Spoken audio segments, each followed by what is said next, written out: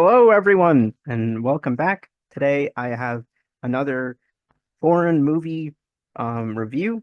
Just me, not John today, and I could not believe this movie. So today I want to talk about Tatami, an Iranian movie, but it's actually co-directed by an Israeli. So it's an Iran-Israel kind of co-production, which is revolutionary, especially in the times we live in right now. Um, and that kind of political tension, let's say, is kind of at the core of this movie. So let me start at the top. It's directed by Guy Nattiv and Zar Amir Ebrahimi. It's Guy Nattiv, the director, is Israeli. He's also one of the co-writers. Zar Amir Ebrahimi is also one of the stars. She plays the coach. This movie is a judo drama.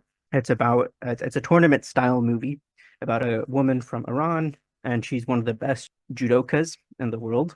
But because of her political background, because she's from Iran, there's a lot of pressure on her politically, because Iran does not want to lose to Israel.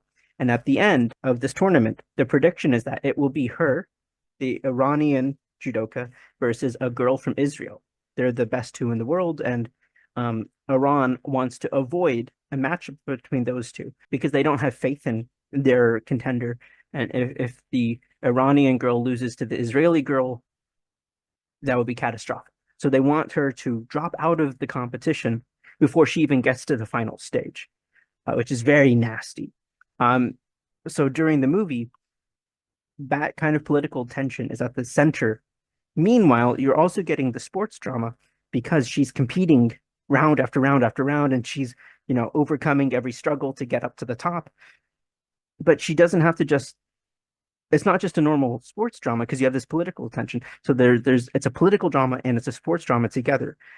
And the stakes are the highest stakes you've ever seen because it's not about the explosions or the action or anything like that. The stakes are human stakes. The villains are human villains. You understand these political puppeteers, I guess, and you understand the pressure on her. And I was so absolutely gripped. This movie is so powerful at building tension. You're so scared for her safety, for her coach's safety, for her family's safety.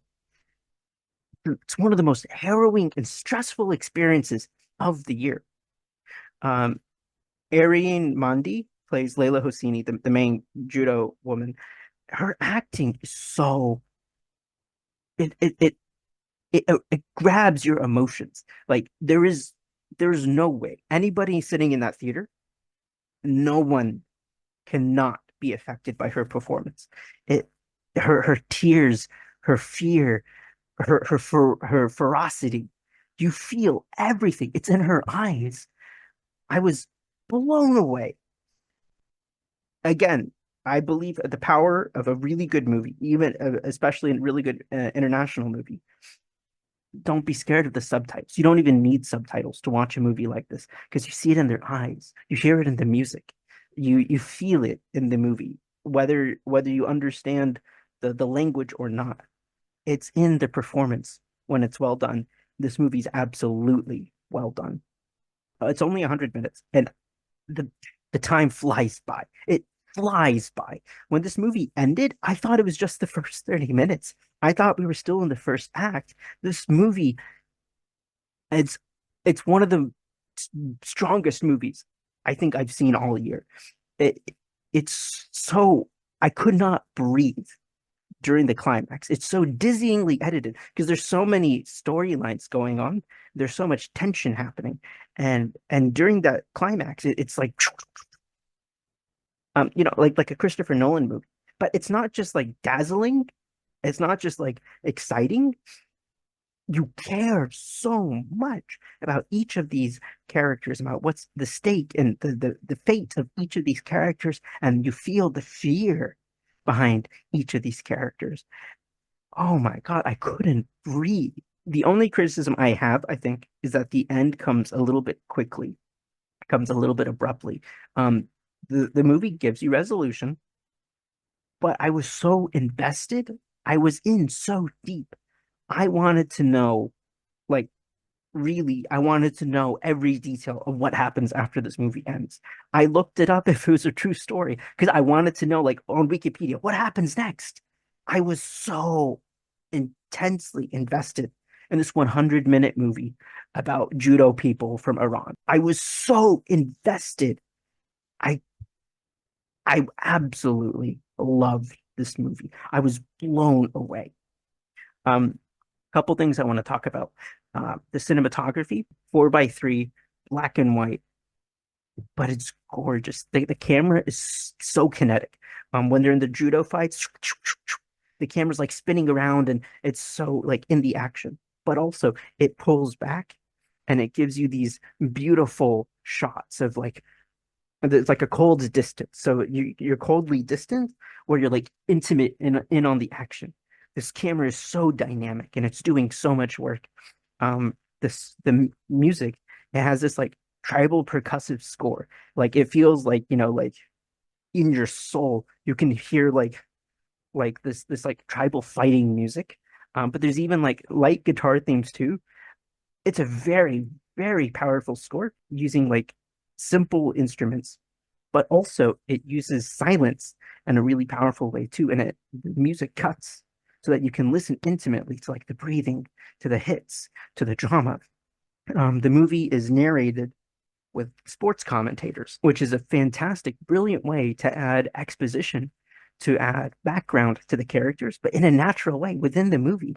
I mean, the commentators are basically voiceover, but it fits within the movie and telling you everything you need to know about this character, how long she's known her coach, their relationship, and their background. I mean, you can see it too, but the commentators add a lot, and the commentators are in English, so that's comfortable for English speaking audiences.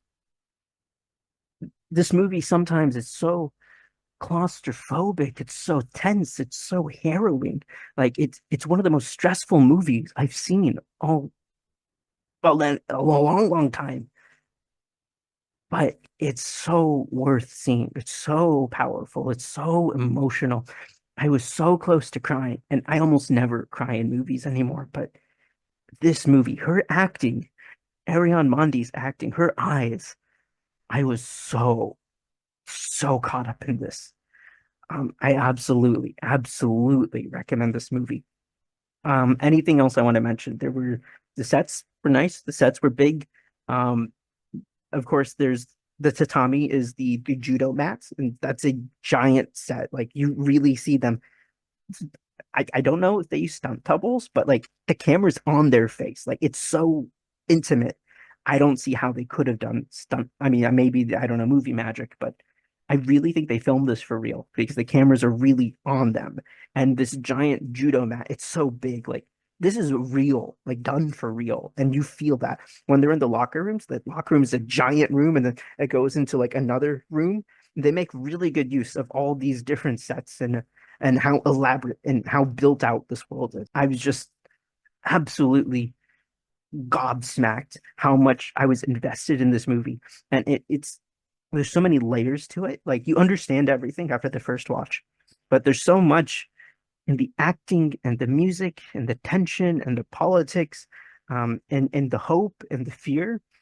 As soon as the movie ended, I wanted to watch it again. I was ready to watch it again because I was just it's just so much and it's so powerful and it's so good. And like this is the reason we go to movies, right? We go to movies for like a deep emotional experience, and this movie is your deep emotional experience.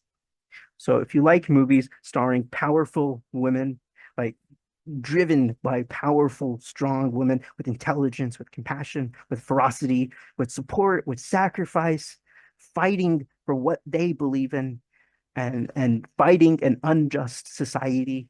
If you like movies that make you feel something, if you like movies about heroism, if you like movies about action, about sports, about tournaments, about political drama, check out Tatami.